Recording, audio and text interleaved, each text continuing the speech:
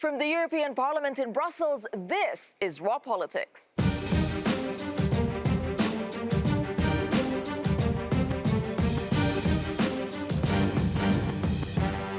Thank you for joining us tonight, and this is what we have coming up. Europe votes. The UK and the Netherlands cast votes in the long-fought and hotly contested EU elections. Your voice, your choice. We traveled across Europe to hear about the issues that are most important to you. Mandatory voting. Should EU citizens be forced to exercise their democratic right to fight low voter turnout? Brink of collapse. Pressure piles on UK Prime Minister Theresa May to call it quits over her handling of Brexit. And political power. It's a dog day afternoon at polling stations in tonight's Raw Moment. It is time now to meet our panelists this evening. We have, of course, Darren McCaffrey, our political editor at Euronews. Welcome back, Darren. Indeed. Just fresh from London. What are you watching tonight? Well, it has to be, actually, Brexit and May. All coup and no cigar, hence why I'm back. But I think we have seen the most fascinating 24 hours in British politics. We keep saying that, but it does seem like, as Ian Duncan-Smith, the former Conservative leader, described it, the sofa's against the door. She's locked herself in and she's not moving anywhere. But it'll be fascinating to see what happens over the next couple of days. Absolutely. All right, also joining us, Andrew Byrne. He's EU correspondent for the Sunday Times. Hi, Andrew. So what are you watching? Hi.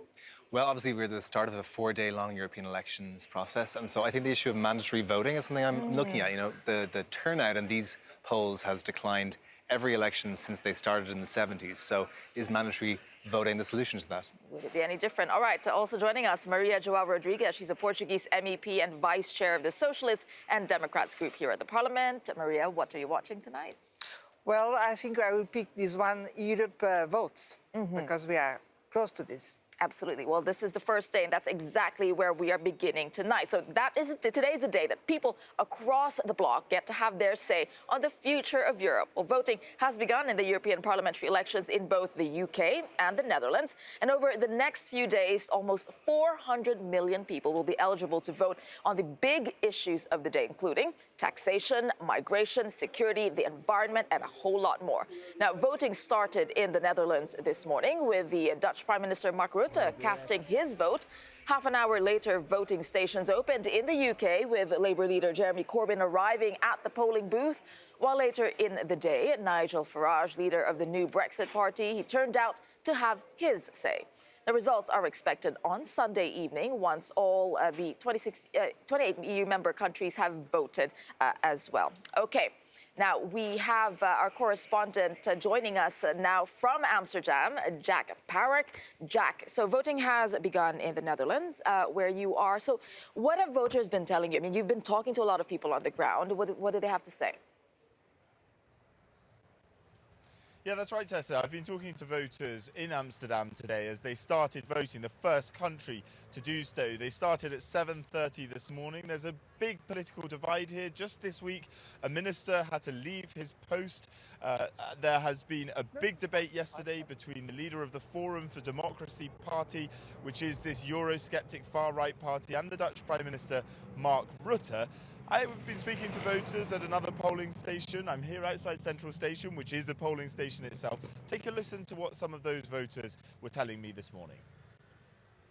Important, and I discussed it with my friends and family, and I think it's really important that people are going to vote today. We have many elections lately, so in this case I just voted for the party I normally vote for. With our security, with our jobs. I'm worried, so I vote. I use my vote because if I don't vote, I vote anyway. So I want to vote what I'm in favor of.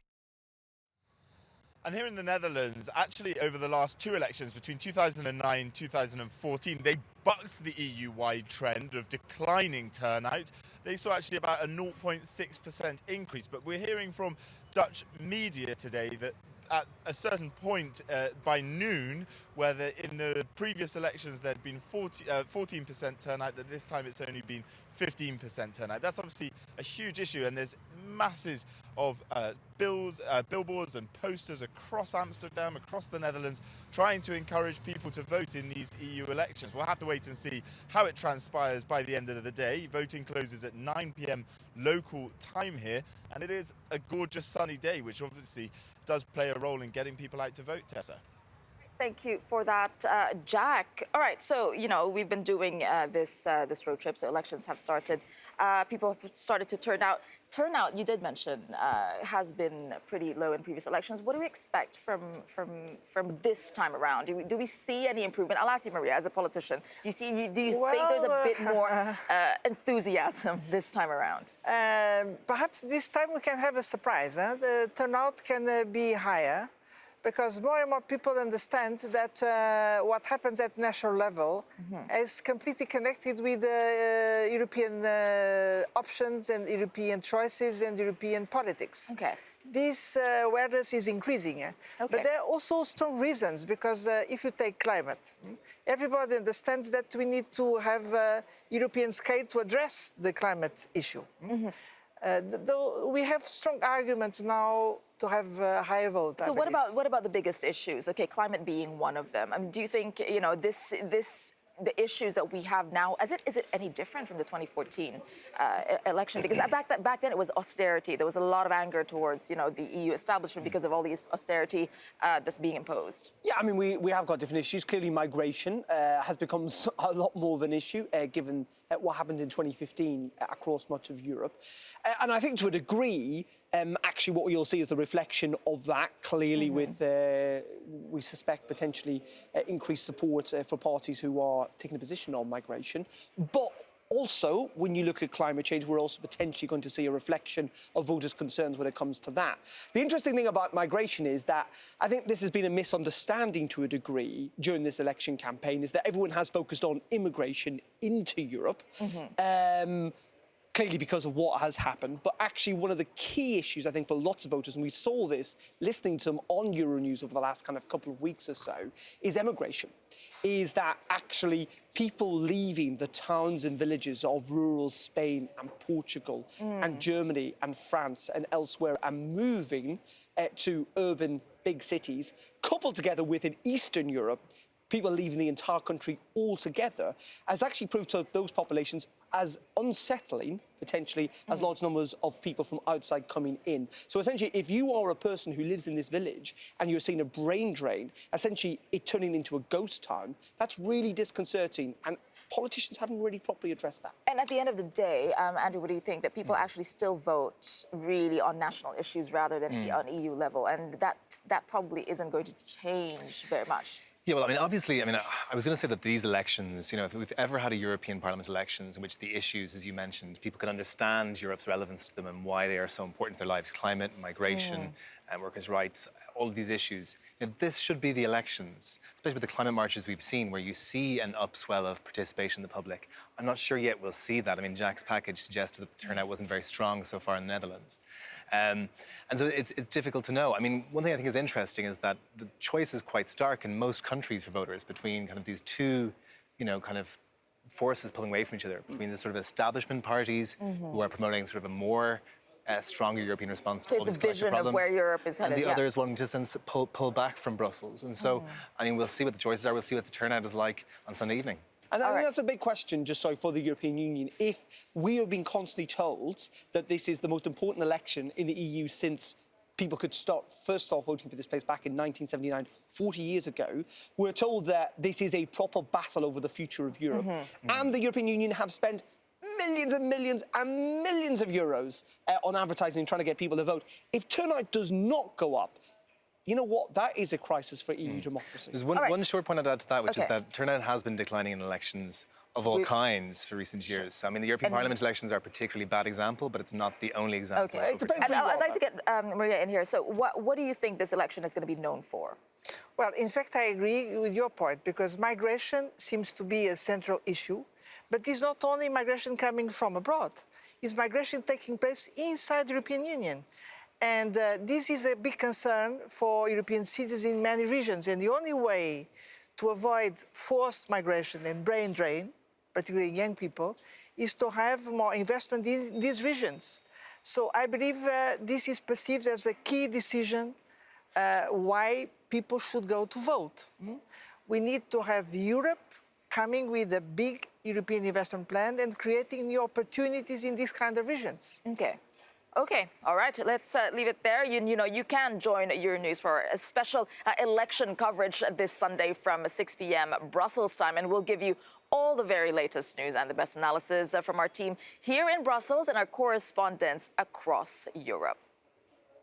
All right, so don't forget to tune in then. Now, UK Prime Minister Theresa May appears to be clinging to power tonight after yet another day of political infighting and a ministerial resignation. A discontent spilled over after May set out her plans to bring back her Brexit plan for a fourth time.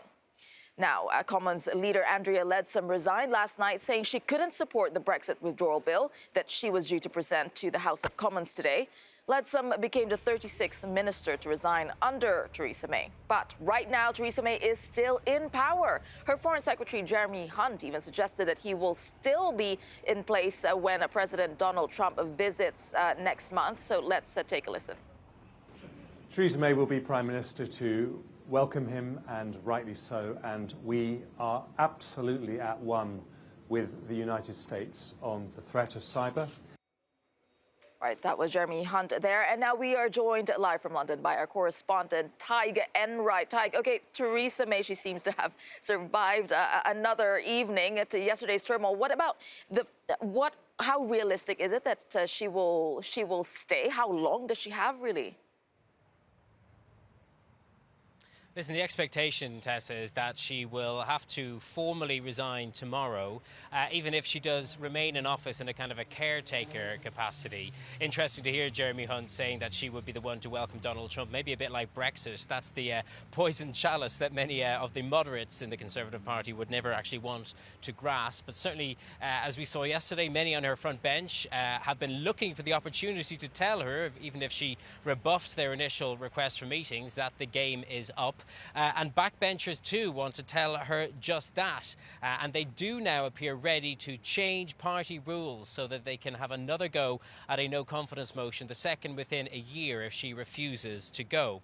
So let me bring in Ian Anderson, who's a former Conservative Party advisor and the executive chairman at Cicero Group. Ian, thank you for joining us here on Raw Politics. Is there some part, do you think, of Theresa May who thinks that she can still cling on in some capacity? Well, she's kind of almost super glued to the table, isn't she? And they need to find the adhesive remover. Look, I think part of this is her fundamental strategy, that she actually does not want to see a hard Brexit. And I think she is hanging on to see whether or not she can stay to at least the early part of next week, so that the Conservatives and indeed the Labour Party can see what's going to happen to those two big parties in the European elections here in the UK. She's fudged it, though, before in these meetings with backbenchers, kind of saying that she'll go in a few weeks. It's always in a few weeks. But you do get the sense that the patience of backbenchers really is up at this stage. I mean, the patience is completely gone. So, yeah, I mean, tomorrow she's expected to see the chair of the 1922 committee. That's the Tory backbench committee, Graham Brady. We're told that if she refuses to outline when she's going to step back, that he's going to open an envelope, and out of that envelope will probably come a majority of the 1922 executive saying that the rules should change so that the Tory party can go into an earlier expected leadership election. So how long until a new leader is in place? Well, this could happen quickly, it could happen slowly. It could happen, it potentially could happen and be all done and dusted by July. But remember, Theresa May became Conservative leader without going to the country. So it could last until the Tory party conference in September. And what about the prospect of keeping a hardliner out of office? What hope do you give for the moderates who remain in the Conservative Party to put one of their people in command? Well, I think it's quite a strong chance. There's a one nation group of moderate Conservatives that have launched this week. I've noticed even Boris Johnson is now describing himself as a one nation Conservative again. Look, those candidates are going to be flip-flopping back and forward to catch the eye first of the MPs and then the Tory party members. Okay, Ian Anderson, thank you very much for joining us. In a room in that building, somewhere behind us, there's a stack of sealed envelopes in there that kind of contain Theresa May's fate. They are the votes of the 1922 committee as to whether or not to change the rules. They don't want to change the rules to get rid of her. They'd rather she went before them, and that's the choice she faces now, whether she waits until she's pushed or whether she jumps beforehand. All right, thank you for that, Ty. You get right there. And joining us here in the studio to discuss this, we have a communications expert and founder of Red Thread Communications, Laura Shields, and James Crisp, Brussels correspondent from The Telegraph. James, good to see you back with us. It's been a long time. I'll start with you. Is it game over for Theresa May? I hope so. I mean, I think it looks pretty much like, the end of May, with any luck before the end of the month of May. Okay. There's no sort of sense that she's going to pull some magic rabbit out of the hat. She doesn't seem to have the political ability to get anyone on side. I think her last attempt to sort of get some support for the bill actually cost her some support. So, look, I mean, she's had a go. The bill's now officially dead, yeah, as in so it's not going to be introduced. But what isn't IDS right that she's kind of got the sofa jammed against the door, kind of locked it and refusing to go? Because she saw him coming. I don't think I'm ever going to be on television saying Ian Duncan Smith is right. He has some interesting views. Okay, so do you think, Laura, that there's any silver lining for Theresa May now, how she's conducted herself? If she's going out with just her image in tatters and her legacy in tatters? That's a joke question, right? No, I think, honestly, Brexit is one of these strange situations where, because the mechanics of it are so sort of clandestine and you've got some interesting characters on all sides, you end up in situations where you see Theresa May versus the extreme right of her own party and having some sympathy. But actually, yes, she wanted to deliver Brexit, but right from the word go, she inherited a very, very volatile situation. It was a bonfire in the UK in 2016. And what did she do the minute she came in? She sprayed petrol all over it, and now it just went whoosh.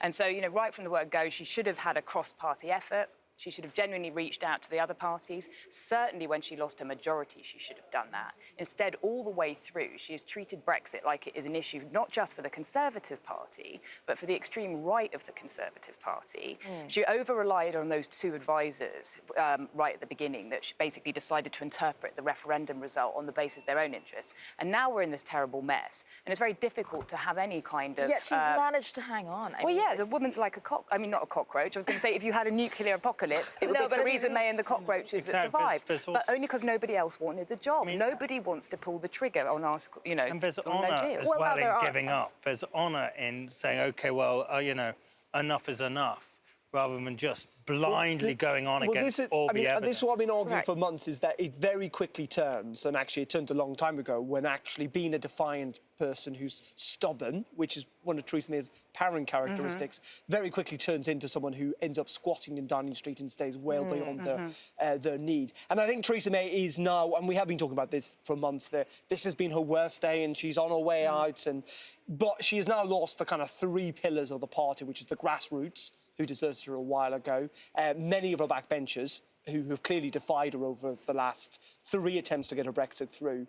But finally, yesterday, essentially, the collapse of the cabinet. Not in public yet, but it's pretty clear, and still absolutely extraordinary when you think about it, that senior cabinet ministers wanted to see her yesterday afternoon. Because you went to London and there was expectation that something was going to happen. Well, it did. She lost the leader of the House of Commons, but, she refused to see these senior ministers because she knew what was coming, which is essentially this bill has to die and essentially you have to go. And so she's managed yet again somehow to kind of kick the can down a little bit further down the road to tomorrow, potentially to Monday. She's done it by going like this and hunkering down in a bunker. But this is the most extraordinary thing. She is in a bunker because, you know what? What do Prime Ministers who are potentially about to resign not do? They don't start replacing cabinet ministers. Yeah. She's just this afternoon replaced Andrea Leadsom and actually another junior ministerial post. This is a woman who definitely still thinks she's in charge. Are her advisors even telling her the truth? This is something, those of us who've been following the Brexit negotiations in Brussels, occasionally she's come over and she's said something which everyone in Brussels knows is going to go down like a a damp squib with the EU27 leaders, and she sits down there in the summit meeting and she says it anyway. Is this because her advisors are just You've got rubbish? to wonder. I mean, you've got to wonder because all the decisions that you outlined from the moment that she got the position, you've got to wonder who helps her make these decisions. So does she have any moves left now? That's a very good... I don't know. I genuinely don't know because she is still here. I mean, I sort of, in a way, you know, speculating about the end of May, as Darren said, journalists have used up all their superlatives. George Osborne said she was a dead woman walking 2 years ago. Not strictly a journalist, but yeah. No, but I mean, all the journalists have been talking about May's terrible day for months. I'm more interested in what happens next. And in a way, even though it fills me with horror at a personal level, I want Boris Johnson to have his go because I want him to be crushed by Europe as well because, you know, the country... Is he the most likely? Is he the most likely? Yeah. Are we saying I think he is. Okay. I think what's interesting is that if he is the most likely, that many people now say that having a middle ground figure, someone who was in the centre between Remain and Leave, which is where people thought Theresa May was the best way forward 2.5 years ago. I think in retrospect, people now say that actually a Brexiteer needed to own Brexit and potentially make a success. We've run out of time, but we will have yet to see what is next in this saga. Okay, Commission President of the EU here, Jean-Claude Juncker, he made no secret of what he thought about the UK voting in the European elections. He was speaking to CNN yesterday, and this is what he said. I didn't like the idea that the British, being still members of the European Union, are participating in these elections. It's to some extent a tragic joke, because they will be elected, they will come to Strasbourg and Brussels, they will sit in the European Parliament, and everyone knows that they will leave the European Parliament, but they will have a decisive influence. Tragic joke. Yeah, well, I mean, the European Union leaders decided to make a mockery of their own elections by granting the extension. So I've got absolutely no sympathy for them. They get what you deserve. I think what's also really interesting is that if we do have a very fragmented parliament and lots of indecision about who should be the next Council and Commission President here in Europe, I think there will be a growing sense that actually Brexit and the ongoing political instability in the UK is potentially infectious, and actually, you know what, even if it means no deal, when October 31st comes around, they have to go. Perhaps just a very quick word. Jean-Claude Juncker, in one word, his legacy. His legacy? Yes. Memorable catchphrases, but when he's not actually officially on the record. Okay, well, there you go. Okay, I'm going to miss him. I'm going to miss him. He's fantastic. Okay, coming up on Raw Politics, our correspondents have been talking to voters across Europe. We're gathering them here on the sofa later in the show, so do stay with us. Plus, should people who don't vote be punished? We look at the countries that have mandatory voting and ask if that's a solution the EU needs to fight low turnout. That's up next.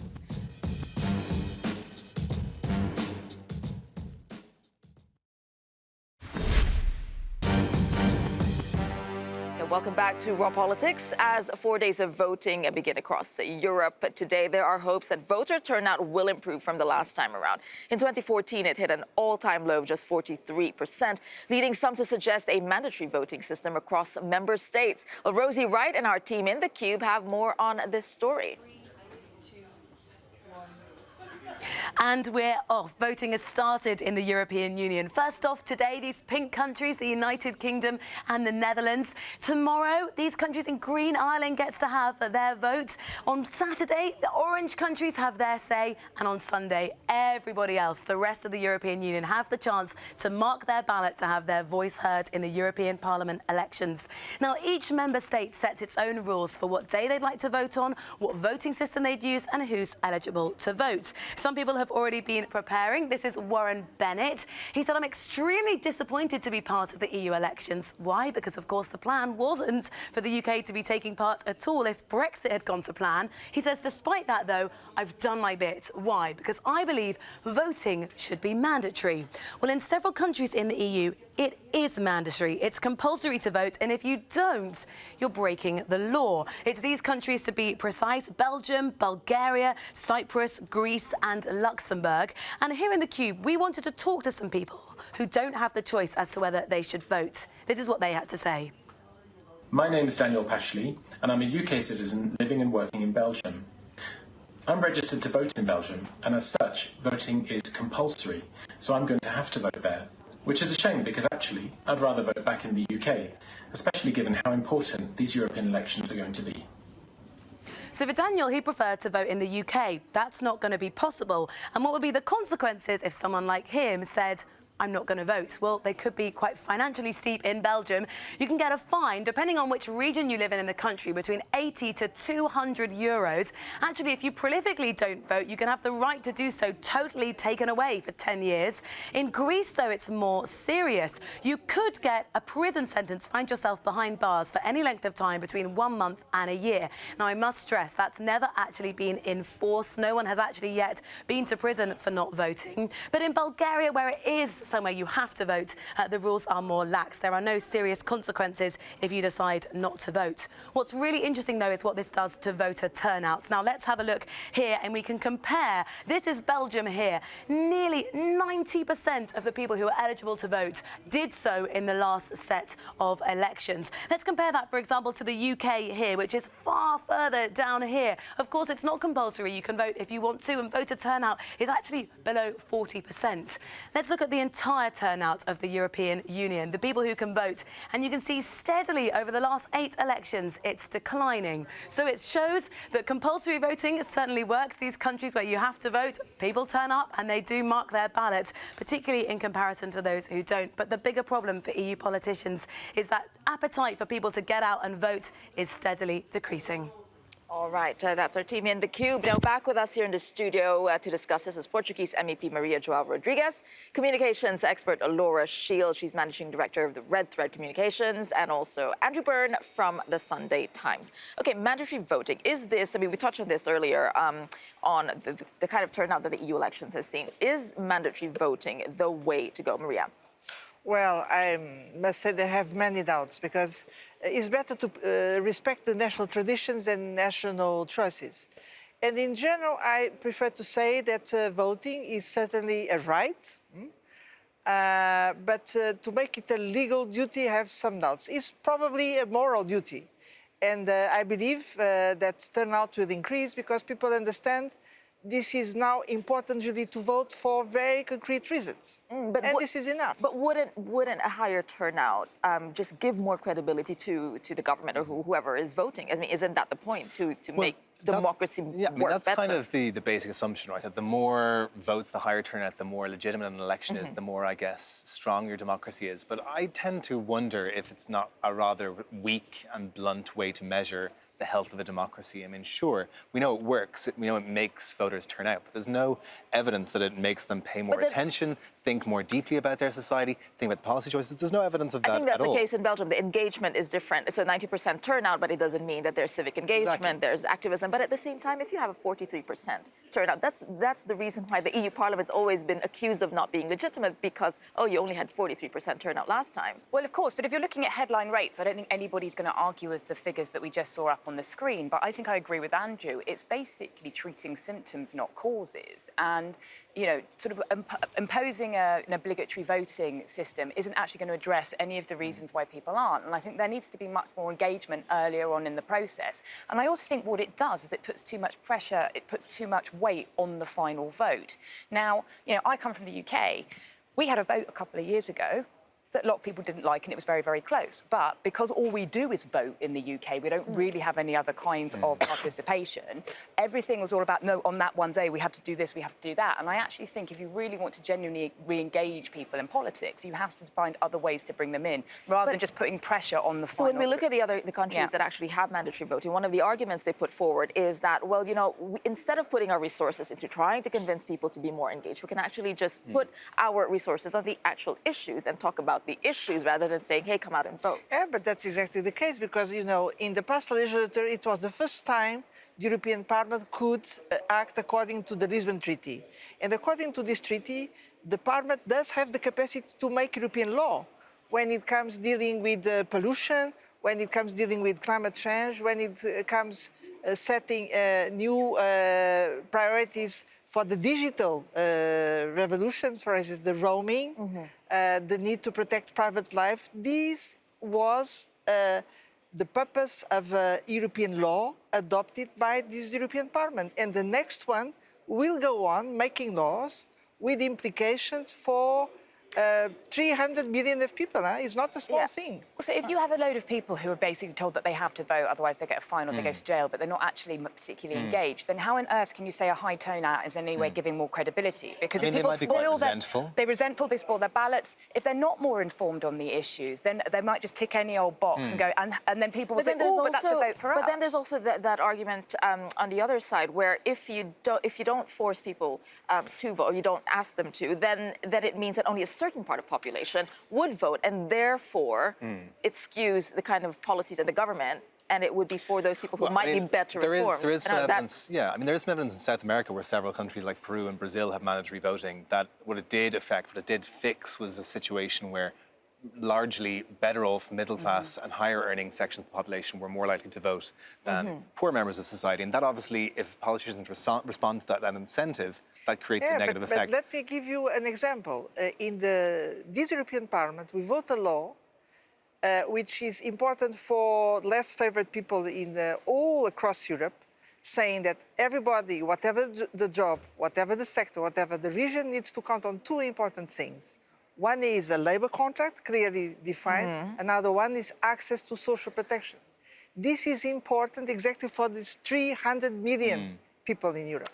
Good reason to vote again. Last word on I this. would say. I was going to say, if you're going to have mandatory voting, then you need to have some other processes in place before that, so that it's not just a case of people turning up on the day. Yes, it's good to get the turnout out, but you've got to engage them first as well. Otherwise, I just think it's box ticking. Okay, all right. So maybe you have an opinion on that. We'd love to see it on. Use the hashtag #OralPolitics. And coming up on the program, from Italy to Bulgaria, Spain to the Netherlands, our correspondents are back from our cross-Europe road trip, and they will be here in the studio to tell us what Europeans care about most in these elections. That's coming up next.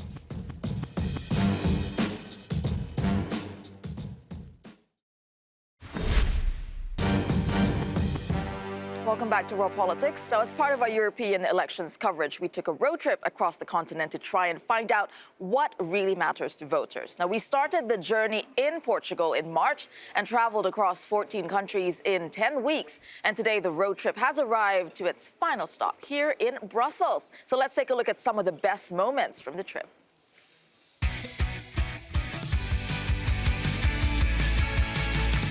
There are 450 million eligible voters, and that makes for plenty of stops along the road.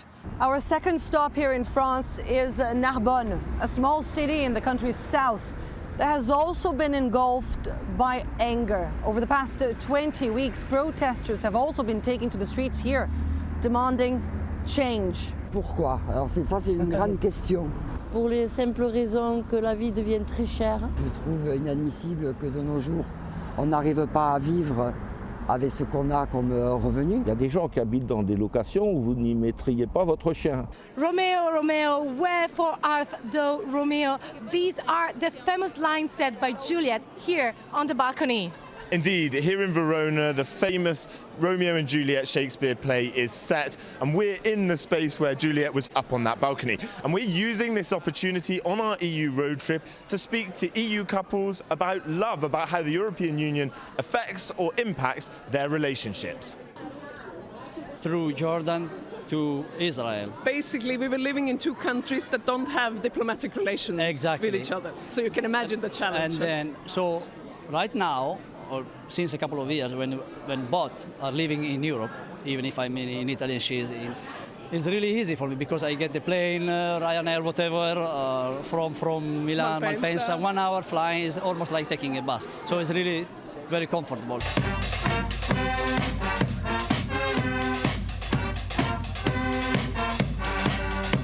Hello from Sofia, the capital of Bulgaria. As you can hear, there's music, and as you can see, there are hundreds of protesters here today, and they're marching in the streets of Sofia for Labor Day. Unfortunately, joining of the EU coincides with the global financial crisis, and in Bulgaria, the effects were very strong. Many years we have frozen salary. That's the reason why we have the lowest salary, and now we try to catch up Well, we have just arrived in Ninhofe. It's a town of about 38,000 people, situated in between Ghent and the Belgian capital of Brussels. We've put the red sofa out here in Market Square. It's already caught people's attention and turned a couple of heads. It's very difficult here in Ninhofe. A lot of people are for Forza, that is a special, another party.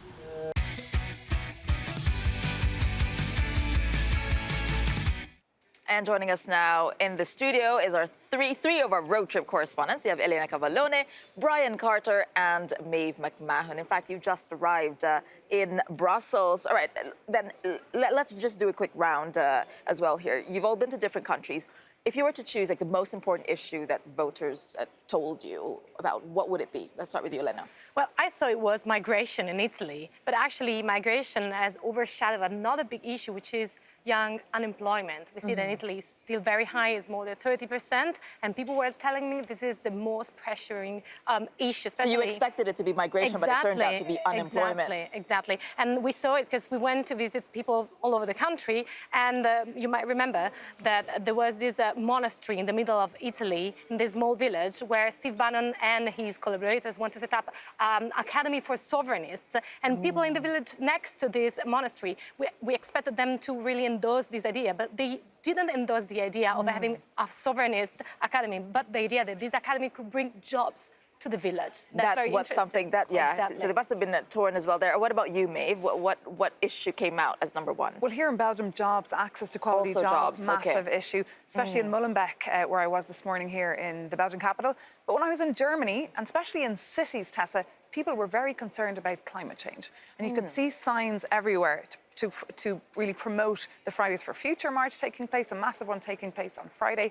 And they didn't use paper to promote this march, but rather they put chalk. So it wasn't all something around that the was ground. far into the future. They felt that it was important to their lives today. Indeed, and it's, well, obviously I was in a lot of student cities, because obviously in other areas, a little bit outside, more rural areas, they had different problems and occupations, but preoccupations. But when I was in cities, young people and old all were very much worried about climate change. All right, what about in the east? Because you were in Bulgaria. Bulgaria and Greece. Yeah, so what was it like there? there? In one word, Tessa, the economy, of course. Still, when we think of Greece, we know that it's a country that's been deeply scarred by the economic crisis. Officially, Greece came out of the bailout program. They started issuing bonds this year, but the people's feeling is that the crisis is nowhere near over. Greece still has the highest unemployment rate in the EU, still has the highest youth unemployment rate in the EU. So clearly the people feel, and they still remember what life was like before the crisis. So they can still feel that it's nowhere near the same standards of living. And in Bulgaria, it's also the economy, but they're for different reasons. Bulgaria is the poorest member state in the EU. It also has the lowest minimum wage in the EU at only 286 euros per month.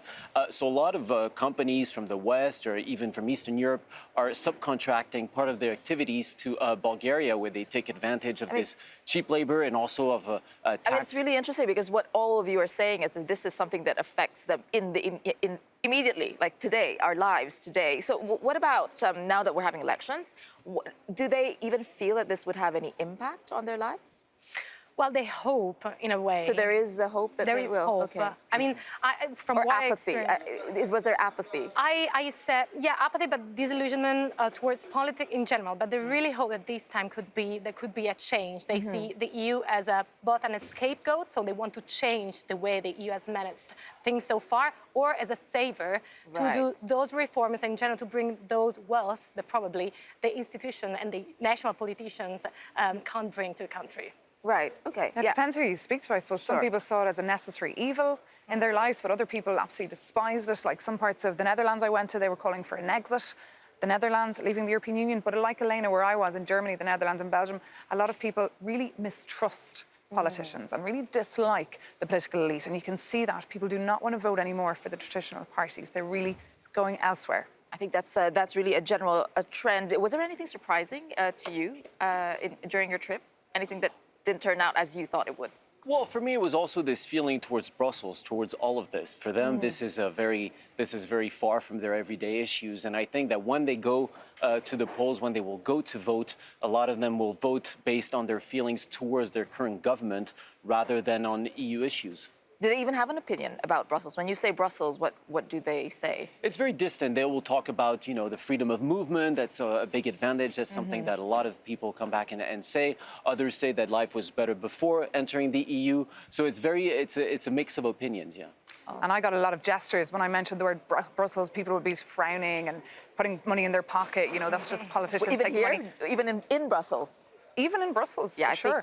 And a big point that people really ask me to pass on to politicians here in Brussels, they really want to see an end to the Strasbourg-Brussels commute that they see as a massive waste of money. Oh, okay. All right. Coming up on the program, many of you will be casting your ballot, as we were discussing, for the first time now this year. Now, we want to hear from you. Are you voting for the first time, and why? Now, your call is coming up at 7 p.m. Brussels time. That's after the program. The contact information, there you go. It's on your screen. It's 00800 333 7002. You can also join the debate. Use the hashtag #RawPolitics. And our lines are opening soon after the break.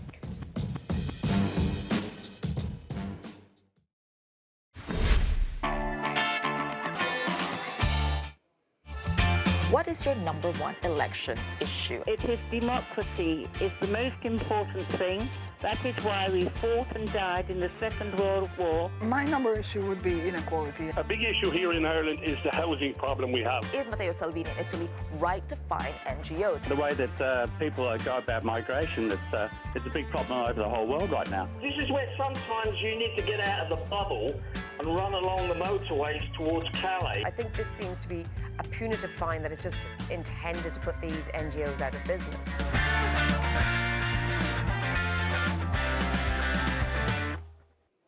All right, so those were some of the highlights from last night's Your Call show, and tonight we are doing it all over again. As usual, we are asking you 3 questions, and here they are. The Prime Minister has lost the confidence of her party. Parliament will not support her, and she has lost the trust of the people. It is time, Prime Minister, to go. The Conservative crows are circling overhead, sensing that UK Prime Minister Theresa May could finally be at the end of the line. As backlash to her latest Brexit plan continues, she's out of options and bleeding cabinet ministers. I just couldn't, as leader of the Commons with responsibility for the legislation. How much longer can she hang on?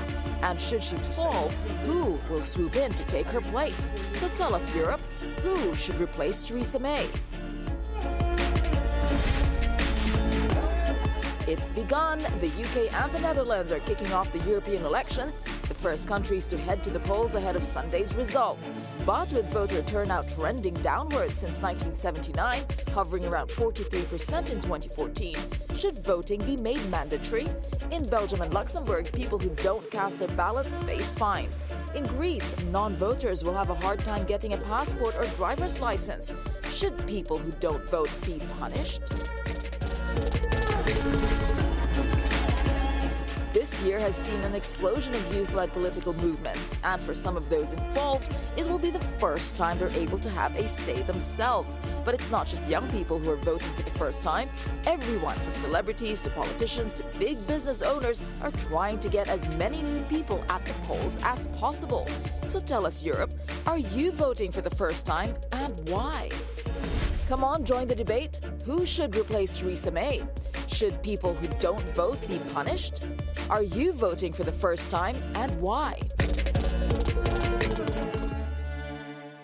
All right, you know what to do. You can pick up the phone and call us for free at 00800 333 7002. Write to us on rawpoll at euronews.com and on social media, on all of it. You can use the hashtag #RawPolitics, and you can look for us on Skype as well. All right, so we do want to hear from you. So Darren and I will be hosting Your Call tonight after the show. Joining us is Andrew Byrne. What a treat. Yes, from the Sunday Times. And later we will have Dharmendra Kanani from Friends of Europe. And still with us to discuss Your Call is Maeve McMahon, our correspondent. Okay, let's talk about whether people who don't vote, whether they should be punished. Darren, you have an opinion on this. I've got quite a strong opinion on this. I don't think... Not like you, Darren. I know. Who would have thought? No, they should not be punished. I mean, ultimately, we have got a right not to take part in democracy if we don't want to. We should have a right not to have to vote if we don't want to. Why should we have to go out and vote for a politician, or even have to make the effort to go and spoil our ballot? If we want to sit at home on our rather nice sofa or a couch and not take part in democracy, that is, I believe, as much of a fundamental right as the right to vote is. And I spoke to an insurance broker here the other day, here in Belgium, and he told me he wasn't voting because he never gets fined anyway, so he wasn't really worried about getting fined. I said they never arrive at my post. So it doesn't, okay, in Belgium it's known that they don't actually, make the fine people. They don't follow through. They don't follow through. They get lost in their administration and their bureaucracy. But people still come out to vote. I mean, that is a big question in Belgium. It's still a 90% turnout. And yesterday because they got I was in used to Liège, it. and I spoke to voters or people in Liège yesterday in Wallonia, and I spoke to a lot of people who said, look, we're going to vote on Sunday just because we're forced to vote here in Belgium, and we'll be fined if we don't, but we don't really want to vote. Is that really such a bad thing? I mean, I just think I think it's true that it works, it makes people vote, so if you want to make people vote, then that's great. I just think that maybe there's an element to the fact that there's a self-selecting electorate. Like maybe the people who should vote are the ones who feel most passionate about it and have done the most research about it and are most informed about it. I know, and that also picks up on the fact that actually we shouldn't see kind of low voting as necessarily a bad thing. That means, you can at least derive that it means that actually people are relatively content, because actually it is only really in quite fractious situations. As someone who comes from Northern Ireland, where there is a high voter turnout, that's not for positive reasons. It's essentially to keep the other side down or to keep a point of There's view always a protest out of way. vote. Yeah, and so actually having a low turnout could be viewed as a reasonable level of contentment. It's ridiculous. That is the most favourable interpretation. What do you think? We would like you to join in and let us know what you think. Do you agree? Do you agree with Darren? Do you disagree with him? So you have to get in touch with us on your call. Call us. The phone number is 00800 333 7002. Write to us at rawpoll@euronews.com, and on social media, the hashtag is rawpolitics. And again, you can look for us on Skype so we can see you this time. Okay. Now, before we go, we have tonight's Raw Moment. Walking to the voting booths can be a lonely experience. Now, that is why over in the UK, Twitter users have been taking their furry friends along with them. Now, here are some of our favorites.